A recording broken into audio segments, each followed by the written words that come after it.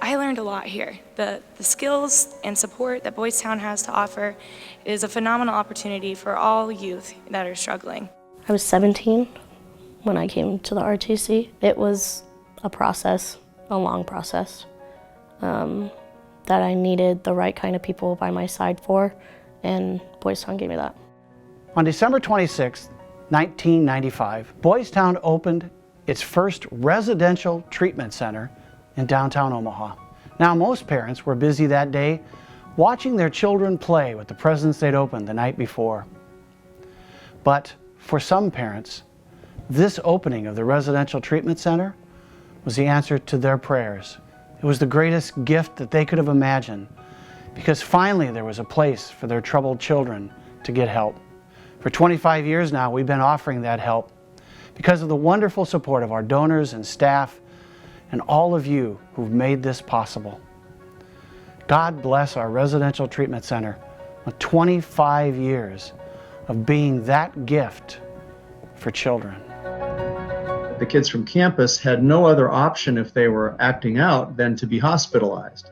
And that began a discussion of, is there something else we can do for these kids besides either terminating them from the family home program or hospitalizing them repeatedly? And we came up with the idea of having a longer term, more secure setting, such as the residential treatment center. When Boys Town first started this program, there was no other RTC in Nebraska, Iowa, Kansas, South Dakota at that time, in Missouri. And so this was a very novel concept. And there was a lot of question as to whether or not it was a viable option. We wanted the RTC to be a place where kids could grow, a place where kids would find comfortable, a place that would be more like what a kid's home bedroom would be like, with a strong focus on education.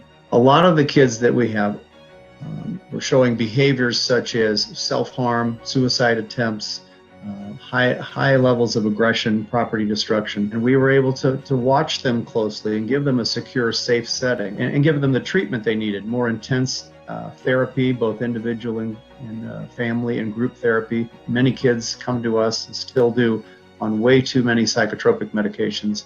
And so we look at proper diagnosis and proper use of psychotropic medication in those kids.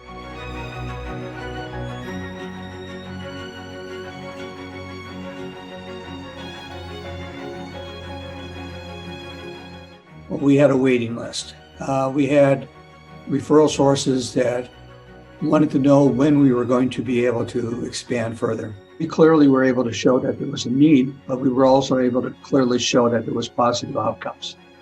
And those positive outcomes caused us to grow.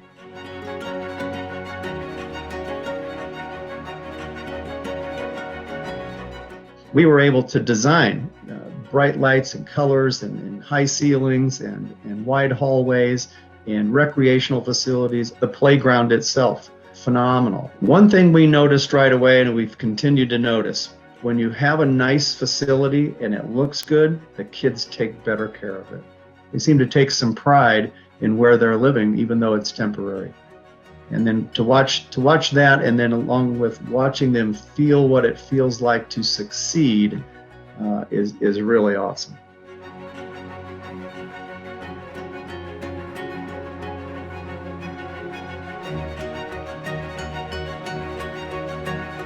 Since 1995, we've cared for right at 3,000 kids from about 30 different states and several foreign countries, and provided more than 500,000 patient days. We really strive for a consistent, positive, strength-based environment on a daily basis. So these kids know what to expect on a day-to-day basis. They know what their schedule is going to be. We have a consistent teaching approach. And so our kids often thrive in that environment. So 12 months after leaving us, 85% of our children are either in school or have graduated. And so we think that is a very, very high success for our program. I learned a lot of skills that helped me to, be accepted to Creighton University and, be as successful as I am today. If I hadn't been lucky enough to come to the RTC and lucky enough to be on campus, without the structure, without the support, without the help in becoming a healthy human being, then I definitely wouldn't be alive. To go from a program of, when I started, 46 beds to gradually increase to now a program of 80 beds has been very special to me. One of my greatest joys of being the first employee of the RTC and being here over the last 25 years is seeing youth that come to the RTC very sad, very disgruntled, and then to see them in 6 weeks or a couple months leaving the RTC extremely happy. It really brings joy to my heart. And I'm so grateful that we've been able to help so many kids. It's very rewarding. I have a strong sense of gratitude that Father Peter and Dr. Brookhauser and the good Lord allowed us to do this and be part of this mission of Father Flanagan's, that we are able to carry on that torch and help more and more kids, especially these very difficult ones.